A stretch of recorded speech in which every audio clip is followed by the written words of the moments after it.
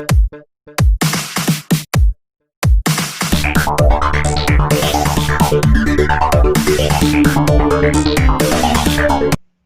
Dear students, welcome to the Phys frame.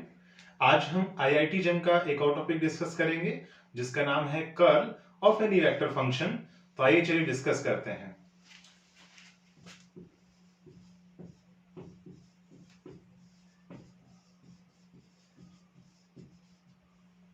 जैसे हमने gradient एक स्केलर फंक्शन के लिए डिफाइन किया था, डाइवर्जेंस एक वेक्टर फंक्शन के लिए डिफाइन किया था, इस तरीके से कर्ल जो है एक वेक्टर फंक्शन के लिए डिफाइन होता है। तो हम सपोज करते हैं, सपोज ए वेक्टर फंक्शन से u हम मान लेते हैं, इसके कंपोनेंट्स हैं u1 i cap plus u2 j cap plus u3 k cap. तो एक वेक्टर फील्ड में हमने एक वेक्टर फंक्शन सपोज किया है। अब हमें क्या फाइंड आउट करना है, इसका curl. So it's curl is क्या होगा, डेल क्रॉस u। इस तरह से डिफाइन किया जाता है i cap j cap k cap, क्योंकि हमें क्या लेना है, क्रॉस प्रोडक्ट किसका, लैप्लासियन ऑपरेटर का, और किसका लेना है, वेक्टर फंक्शन का। तो लैप्लासियन ऑपरेटर के क्या कंपोनेंट्स होते हैं, del by del x, del by del y, del by del z। ठीक है, और u के क्या कंपोनेंट्स हैं, u1 है, u2 और u3, ये हो जाएंगे। ठीक है, इसकी वैल्यू i कैप के क्या कंपोनेंट्स होंगे, i कैप के कंपोनेंट्स होंगे del u3 by del y minus del u2 by del z minus j cap del u3 by del x minus del u1 by del z and plus k cap and del u2 by del x minus del u1 by del y, del u2 by del x minus del u1 by del y। So this is the value of curl of any vector function u। आइए अब देखते हैं इसका physical significance क्या है। So physical significance of curl. इसके लिए हम सपोज करते हैं कोई एक रिजिड बॉडी है जो ओमेगा एंगुलर वेलोसिटी से रोटेट कर रही है अबाउट इट्स सेंटर। सो एक रिजिड बॉडी है और ये इसका सेंटर O है और इसके अबाउट क्या कर रही है, रोटेट कर रही है विद सम एंगुलर वेलोसिटी से ओमेगा। ठीक है, तो रिजिड बॉडी में बहुत सारे पार्टिकल्स हैं। अब उनकी लीनियर वेलोसिटी किसी भी पॉइंट पर हम कैलकुलेट करें, किसी भी पॉइंट पर अगर हम कैलकुलेट करें तो वो कैसे कैलकुलेट करेंगे, देखिए सबसे पहले तो ओमेगा के कंपोनेंट्स लिखते हैं। ओमेगा कंपोनेंट्स हैं omega 1 i cap plus omega 2 j cap plus omega 3 k cap, ये एंगुलर वेलोसिटी है। तो लीनियर वेलोसिटी अगर हम देखें eight any point in this rigid body, तो क्या होगा, लीनियर वेलोसिटी को कैसे डिफाइन करते हैं, लीनियर वेलोसिटी, ठीक है, linear velocity v is equal to omega cross r, where r is the position vector at any point in this rigid body. ठीक है, तो ये हो जाएगा, देखिए ओमेगा क्रॉस r है। सो कल हम क्या लेना है, यहां से क्रॉस प्रोडक्ट लेना है। सो i cap j cap k cap, omega के क्या कंपोनेंट्स हैं, omega 1 omega 2 omega 3। So omega 1 omega 2 and omega 3, और पोजीशन वेक्टर के कंपोनेंट्स होते हैं x y and z।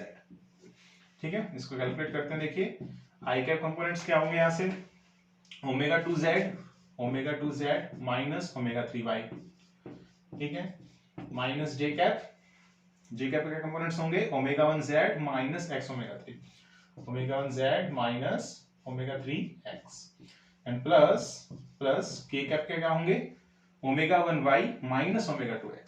So omega 1 y minus omega 2 x। So this is the linear velocity of any particle at any point. ठीक है, किसी भी particle का किसी पॉइंट पर जो है लीनियर वेलोसिटी ये होगा। ठीक है, अब अगर हम इसे वेक्टर फंक्शन मान के चलें तो इसका हम कर्ल फाइंड आउट करते हैं। So let me find out the curl of this is the velocity vector v। So curl is del cross v is equal to i cap j cap k cap, और Laplacian operator के हैं components del by del x, del by del y, del by del z।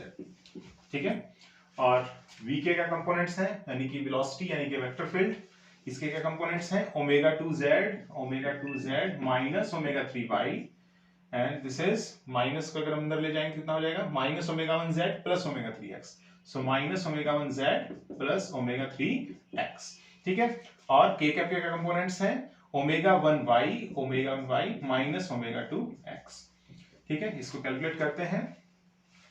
देखिए यहां से I cap के components होंगे, आई cap के, इसको हमें डिफरेंशिएशन करना है विद रिस्पेक्ट टू वाई, क्या होगा ओमेगा 1, ठीक है, ये 0 हो जाएगा, सो ओमेगा 1, ठीक है, माइनस इसके बाद हमें z के रेस्पेक्ट में डिफरेंशिएशन करना है, किसका, इसका, क्या हो जाएगा माइनस ओमेगा 1, सो माइनस पहले ही है, this becomes plus omega 1 minus J cap, ठीक है। x का डिफरेंशिएशन इसका कितना होगा माइनस ओमेगा 2 और माइनस क्या होगा z के रेस्पेक्ट में डिफरेंशिएशन इस फंक्शन का which is omega 2, so plus omega 2, sorry minus omega 2, ठीक है, and plus k cap, similarly this comes out to be omega 3 and plus omega 3, omega 3 plus omega 3, so you're getting 2 omega 1 I cap and this becomes plus 2 omega 2 j cap and plus 2 omega 3 k cap, ठीक है। यहां से अगर हम 2 common ले लेते हैं then you're getting down omega 1 I cap plus omega 2 j cap plus omega 3 k cap. And what is this? This is the angular velocity of the rigid body. So 2 into omega vector. तो यहां से हमने देखा कि curl जो है किसी vector field का क्या प्रोवाइड करता है, हमें प्रोवाइड करता है angular velocity at any point in this vector field, ठीक है। इसका मैग्नीट्यूड हमें बताएगा, ठीक है, इसकी वैल्यू हमें ये देगा 2 into ओमेगा, यानी कि angular velocity at any point. तो रोटेशन इफेक्ट के कंसीडर करने लग रहा है ये। अगर रोटेशन इफेक्ट है किसी वेक्टर फील्ड के अंदर तो हम ये कह सकते हैं कि कर्ल की वैल्यू जो है वो क्या होगी, नॉन जीरो होगी, और ऐसे वेक्टर फील्ड रीजन को कहा जाता है रोटेशनल वेक्टर फील्ड, ठीक है, नाम स्पेसिफाई कर दिया है, यानी कि it gives curl of any vector field gives twice the magnitude of, ठीक है, वैसे मैग्नीट्यूड नहीं है, हम अगर दोनों तरफ मैग्नीट्यूड ले लें तब की बात हो रही है, ठीक है। It gives actually vector quantity, ठीक है, कर्ल किसी भी वेक्टर फंक्शन का क्या देता है, एक वेक्टर क्वांटिटी देता है। अगर दोनों तरफ मैग्नीट्यूड ले लिया जाए तो हम ये कह सकते हैं द मैग्नीट्यूड ऑफ कर्ल, ठीक है, द मैग्नीट्यूड ऑफ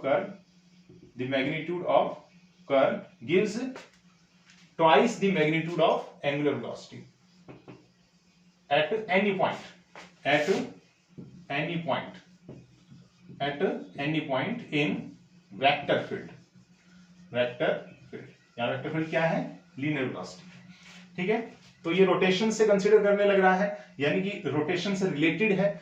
अगर रोटेशन हो रहा है तो हम कह सकते हैं कि डेल क्रॉस वी यानी कि कर्ल जो है किसी वेक्टर फंक्शन का क्या होना चाहिए, नॉन जीरो होना चाहिए, और अगर रोटेशन ही नहीं हो रहा है तो एंगुलर वेलोसिटी की वैल्यू जीरो हो जाएगी। दैट मींस कर्ल जो है कितना हो जाएगा, जीरो हो जाएगा किसी भी वेक्टर फंक्शन का।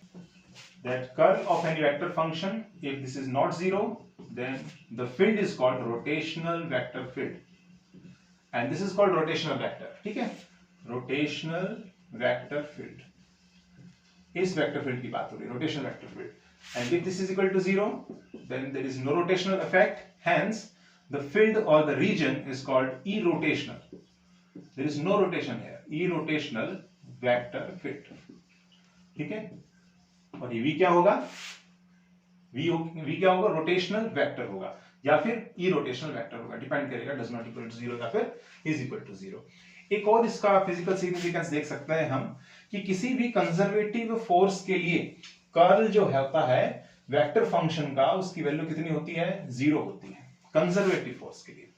अब ये प्रूव कैसे करें, देखिए ये प्रूव करने का तरीका तो स्टोक्स थ्योरम से है, आगे जाके पढ़ेंगे इसको, ठीक है, स्टोक्स थ्योरम, ठीक है। क्या काम है कि कंजर्वेटिव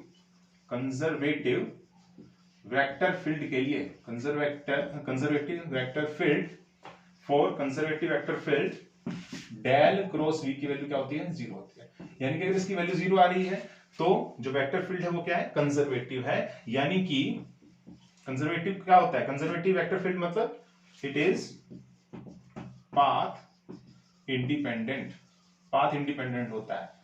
ऐसा मैकेनिक्स में भी आपने पढ़ा होगा, जैसे कंजर्वेटिव फोर्स है तो हम कह देते हैं कि वर्क डन जो है उसकी वैल्यू कितनी होती है, जीरो, एंड वर्क डन जो है वो इट इज पाथ इंडिपेंडेंट, ठीक है।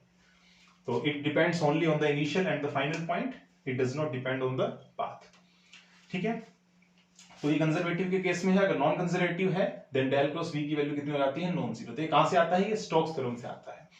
ठीक है, तो स्टोक्स थ्योरम आगे डिस्कस करेंगे जब हम लाइन और सरफेस और वॉल्यूम इंटीग्रल जो है इसको डिस्कस कर चुके होंगे। उस टाइम पे स्टोक्स थ्योरम देखेंगे हम और डाइवर्जेंस थ्योरम, तो ये आगे डिस्कस करेंगे। फिर भी मैं चलो बता देता हूं एक बार स्टोक्स थ्योरम पर कैसे ये जो है वेक्टर फील्ड जो है कंजर्वेटिव होता है। ठीक है, देखिए कंजर्वेटिव वेक्टर फील्ड वो होते हैं जो पाथ इंडिपेंडेंट होते हैं, यानी कि वर्क डन जो है, नेट वर्क डन जो है उसके अंदर कितना होता है, जीरो होता है अलोंग ए क्लोज्ड कर्व। ठीक है, तो हम ऐसा कर सकते हैं अलोंग एनी क्लोज्ड कर्व से सी जो वेक्टर फील्ड है से v डॉट dr, इसकी वैल्यू कितनी होनी चाहिए, जीरो होनी चाहिए। ठीक है, अगर यहाँ f डॉट dr लिखोगे तो net work done along a closed path this is equal to zero, ये बात हो जाएगी यहाँ पर। तो यहाँ पे मैंने जनरल एक वेक्टर फील्ड माना है से v, ठीक है, उसकी वैल्यू कितनी है, v dot dr is equal to zero है। और Stokes theorem, according to Stokes theorem, अगर हम मैथमेटिकल एक्सप्रेशन देखें स्टोक्स थ्योरम का, then it says line integral over any closed path c, this is v dot dr and this is equal to surface integral, ठीक है, surface integral del cross v dot n cap ds, ठीक है, dot n cap ds। So line integral को surface integral में convert करता है Stokes theorem, और इसकी वैल्यू जीरो है। अगर इसकी वैल्यू जीरो है तो नेसेसरी कंडीशन है कि डेल क्रॉस v यानी कि कर्ल जो है वेक्टर फील्ड का उसकी वैल्यू कितनी होनी चाहिए, जीरो होनी चाहिए। तो डायरेक्टली जो है ये स्टोक्स थ्योरम से प्रूव हो जाता है कि कर्ल जो है किसी वेक्टर फील्ड का अगर जीरो है देन हम कह सकते हैं it is a conservative vector field. तो चलिए अब हम कुछ क्वेश्चंस करते हैं। फर्स्ट क्वेश्चन है, it says prove that if curl of A vector function is zero, यानी कि कर्ल जो है वो वेक्टर फंक्शन की वैल्यू कितनी है, जीरो है, तो it represent as gradient of scalar function. ठीक है, यानी कि ऐसा कह रहा है कि अगर कर्ल जो है किसी वेक्टर फंक्शन का अगर जीरो है then vector function is represented as gradient of any scalar function. कोई स्केलर फंक्शन है से f है, ठीक है, ऐसा है। जैसे मैकेनिक्स में इसको यूज करते हैं, अगर फोर्स कंजर्वेटिव है, अगर फोर्स कंजर्वेटिव है तो डेल क्रॉस एफ की वैल्यू कितनी हो जाती है, जीरो हो जाती है। और फोर्स को हम negative of the gradient of क्या लिख सकते हैं, पोटेंशियल लिख सकते हैं। यहाँ पर स्केलर फंक्शन क्या होता है, पोटेंशियल होता है, ऐसा मैकेनिक्स में हम देखते हैं। ठीक है, इलेक्ट्रिसिटी मैग्नेटिज्म में भी हम देखते हैं इस तरीके से, जब हम बात करते हैं इलेक्ट्रिक फोर्सेस के बारे में और इलेक्ट्रिक पोटेंशियल के बारे में, तब उस टाइम पे हम ये डिस्कस करते हैं।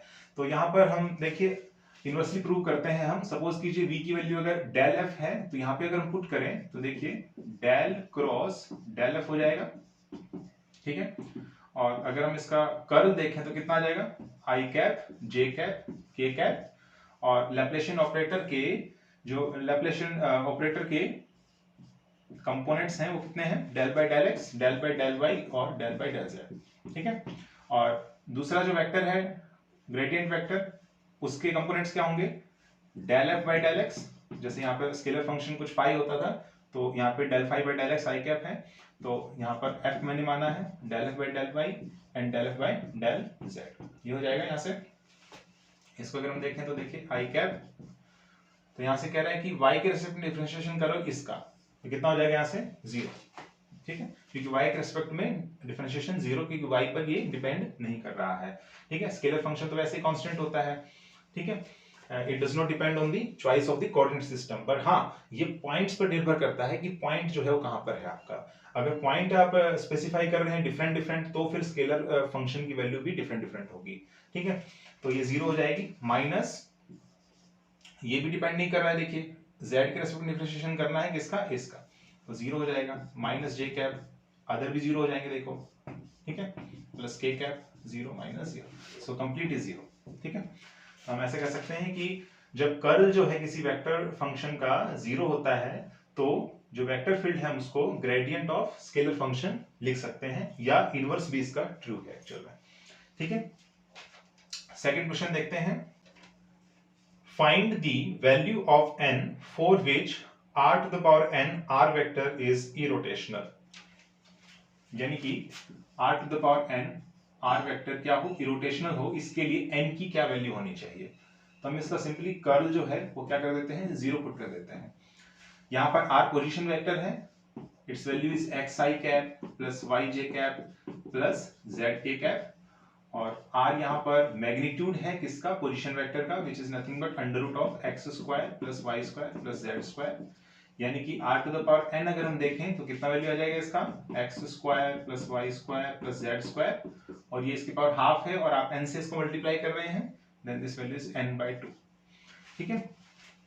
और r to the power n r vector अगर हम देखें, ठीक है, तो इसके क्या कंपोनेंट्स होंगे, x square plus Y square plus Z square to the power n/2 x i cap, ठीक है, plus similarly x square plus Y square plus Z square to the power n/2 into y i cap, and plus x square plus Y square plus Z square to the power n/2 into z k cap, ठीक है, this is J cap. तो ये अपने पास क्या दे रखा है, vector function given है, इसका कर्ल जो है वो क्या होना चाहिए, 0 होना चाहिए। This is the condition should be satisfied for this vector function to be irrotational, ठीक है। आइए इसका फाइंड आउट करते हैं कर्ल। तो डिटरमिनेंट लेते हैं आई कैप जे कैप के कैप, ठीक है। डिफरेंशियल ऑपरेटर के कंपोनेंट्स होंगे del by del x, del by del y और डेल बाय डेल जेड, और इस वेक्टर फंक्शन के क्या होंगे components, x square plus Y square plus Z square to the power n/2 into x, ठीक है, और x square plus Y square plus Z square to the power n/2 y, and x square plus Y square plus Z square to the power n/2 into z, ठीक है। आगे solve करते हैं इसको। यहां से देखिए, अगर आई कैप कंपोनेंट अगर हम देखें तो कितना आ जाएगा, देखिए y के रेस्पेक्ट में इस फंक्शन को क्या करना है, स्केलर फंक्शन को डिफरेंशिएशन करना है, कितना कितना हो जाएगा, यहाँ से देखिए n/2 आगे आएगा, यहाँ पे n/2 और x square plus Y square plus Z square, और एक जो n/2 -1 यानी कि पावर में एक सब्ट्रैक्शन हो जाएगा, n/2 -1 हो जाएगा, और फिर उसके बाद में इस फंक्शन का यानी कि X square plus Y square plus Z square का differentiation with respect to y, वो कितना होगा, ये हो जाएगा 2y, ठीक है। और आपने इस कंसिडरेशन में z को क्या माना है, कांस्टेंट माना है, ठीक है। और प्लस में फिर उसके बाद में अगर आप इसका देखेंगे कि इसका करेंगे, इसको कांस्टेंट मानेंगे, और z का अगर हम करेंगे differentiation with respect to y तो 0 हो जाएगा, तो ये हम नहीं लिखेंगे यहाँ पे, ठीक है। एंड माइनस, ठीक है, ये i का कंपोनेंट है, and minus this also comes out to be here z के रेस्पेक्ट डिफरेंशिएशन इस स्केलर फंक्शन का, वो कितना हो जाएगा, देखिए यहाँ से y को आप कांस्टेंट मानिए यहाँ पर, और x square plus Y square plus Z square to the power n/2 का क्या करना है, differentiation with respect to z, वो क्या हो जाएगा, x square plus Y square plus Z square n/2 तो आगे आ जाएगा, ठीक है, और n/2 -1 एक पावर क्या हो जाएगी, सब्ट्रैक्ट हो जाएगी, और फिर z स्क्वायर का कितना हो जाएगा, 2z हो जाएगा, ठीक है। एंड सिमिलरली आप देखिए अदर कंपोनेंट्स भी लिख के देखिएगा यहाँ से, ठीक है, और यहाँ से n/2 x square plus Y square plus Z square to the power n/2 -1, ये देखिए कॉमन आ रहा है यहाँ से, ठीक है, आई कैप वाला कंपोनेंट लिख रहे हो आप, और क्या बच गया यहाँ से 2yz, और इधर से क्या बच गया y2z, ठीक है, 2yz इधर से भी और 2yz इधर से भी, और माइनस साइन बीच में है, so 2yz minus 2yz and this goes to be 0, ठीक है, तो ये 0 आ जाएगा। सिमिलरली आप ये कंपोनेंट्स भी देखेंगे ना, j कैप और k cap components, these are also comes out to be 0, this is 0, this is 0, so whole is 0, यानी कि ये डिपेंड ही नहीं कर रहा कि n की वैल्यू जो है क्या होनी चाहिए, यहाँ पर n की वैल्यू यहाँ पर डिपेंड ही नहीं कर रहा है, इसके मतलब for all values of n, for all values of n this vector function कौन सा, r to the power n r vector is irrotational, ठीक है। थर्ड क्वेश्चन देखते हैं। थर्ड क्वेश्चन है, इफ, देखिए आईआईटी जेम का है, if phi is a scalar function satisfies Laplace equation then gradient of phi is, और हमको ऑप्शंस गिवन है कि सोलेनॉइडल है, इरोटेशनल है, सोलेनॉइडल नहीं है, इरोटेशनल हो सकता है, इरोटेशनल नहीं है, सोलेनॉइडल हो सकता है, या फिर सोलेनॉइडल भी नहीं है और ना ही इरोटेशनल है, ऐसा हमको ऑप्शंस में गिवन है, ठीक है। This is multiple choice question of IIT JAM. आइए चलिए सॉल्व करते हैं इसको। तो देखिए सबसे पहले यहाँ पर है कि हमें लैप्लेस इक्वेशन पता होना चाहिए, यहाँ पर लैप्लेस इक्वेशन। तो लैप्लेस इक्वेशन इलेक्ट्रोस्टैटिक्स में हम पढ़ते हैं, which is del square B = 0, यानी कि पोटेंशियल डेल स्क्वायर = 0, ठीक है। यहाँ पे डेल स्क्वायर है, इसको बोलते हैं लैप्लेशियन ऑपरेटर। क्या बोलते हैं? लैप्लेशियन ऑपरेटर। इसकी क्या वैल्यू होती है? देखिए इसको कैसे कैलकुलेट किया जाता है।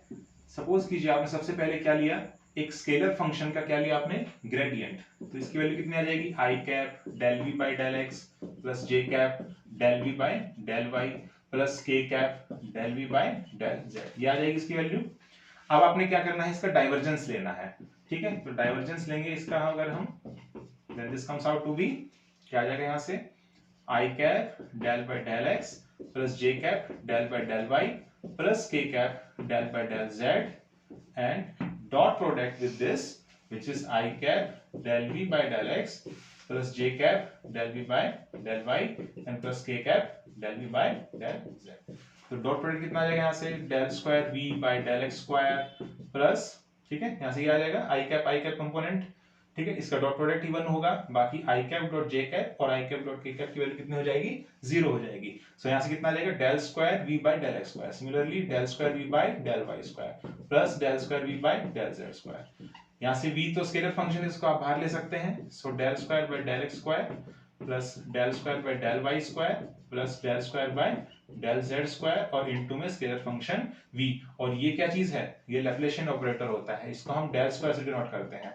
ठीक है, डेल स्क्वायर v, और इसकी वैल्यू कितनी गिवन है हमें, 0 गिवन है। ठीक है, तो लैप्लेशियन इक्वेशन को सेटिस्फाई अगर करेगा कोई वेक्टर फंक्शन, सॉरी कोई स्केलर फंक्शन, तो क्या आ जाएगा यहाँ से, del square v is equal to 0। तो कोई स्केलर फंक्शन हमने v सपोज किया यहाँ पे, जो कि क्या है, इलेक्ट्रिक पोटेंशियल है अपने केस में। हम इसको कहाँ पढ़ेंगे, इलेक्ट्रोस्टैटिक्स में पढ़ेंगे। ठीक है, तो अपने पास देखिए यहाँ पर गिवन है कि कर्ल जो है किसी वेक्टर फंक्शन, सॉरी हाँ, तो हमें यहाँ गिवन है कि फाई कोई स्केलर फंक्शन है which satisfies Laplace equation, then gradient of phi is. तो यहाँ पे v की जगह क्या है, स्केलर फंक्शन फाई है, तो ऑल हम क्या कर देंगे, स्केलर फंक्शन फाई लिख देंगे यहाँ पे। ठीक है, स्केलर फंक्शन फाई कर देंगे यहाँ पे सब जगह पे। ठीक है, so we can say that del square phi is equal to 0, it is given this. ठीक है, अब हमें क्या फाइंड आउट करना है, हमें फाइंड आउट करना है ग्रेडियंट ऑफ फाई। तो ग्रेडियंट ऑफ फाई क्या होगा, डेल फाई होगा। ठीक है, तो सबसे पहले हमें देखना है, देखिए क्या ये सोलेनोइडल है, तो सोलेनोइडल है तो इसका डाइवर्जेंस जो है, इसका डाइवर्जेंस जो है वो कितना होना चाहिए, 0 होना चाहिए। तो अभी हमने देखा है ये चीज, del dot del phi this must be equal to 0, अभी भी आया है। देखिए लैप्लेस इक्वेशन सेटिस्फाई कर रहा है यहाँ पे। ठीक है, यहीं से लैप्लेस इक्वेशन डिराइव होती है, तो ये कंडीशन सेटिस्फाई हो रही है, इसका मतलब फाई क्या है, सॉरी ग्रेडियंट फाई क्या है, सोलेनोइडल वेक्टर है। क्या है, सोलेनोइडल वेक्टर है। अब देखते हैं इसका कर्ल फाइंड आउट करते हैं इस ग्रेडियंट स्केलर फंक्शन का। तो कर्ल क्या होगा इसका, देखें तो यहां से कर्ल हो जाएगा डेल क्रॉस डेल फाई। ठीक है, then this comes out to be I cap J cap के cap del by del x del by del Y del by del Z and del phi by del x del phi by del Y and del phi by del Z. I cap वाले component सबसे पहले देखिए, del phi by del Z को हमें differentiation करना है with respect to Y, तो ये वाई पर निर्भर ही नहीं करेगा, दैट मींस 0 माइनस जेड के रेस्पेक्ट डिफरेंशिएशन किसका, इस स्केलर फंक्शन का, 0 हो जाएगा। ठीक है, क्योंकि निर्भर ही नहीं कर रहा, क्योंकि फाई क्या है, एक स्केलर क्वांटिटी है।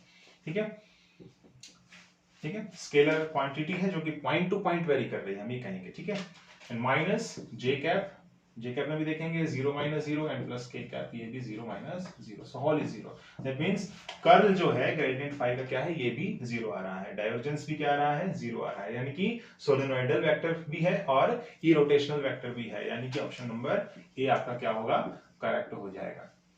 ठीक है, तो आज हमने कर्ल देखा है, हमने कर्ल का फिजिकल सिग्निफिकेंस और कुछ क्वेश्चंस देखे हैं हमने। तो आज के लिए सिर्फ इतना ही। अगर आपको वीडियो पसंद आई है तो आप इसको लाइक कीजिए, कमेंट कीजिए, शेयर कीजिए और चैनल को सब्सक्राइब कीजिए। Thank you.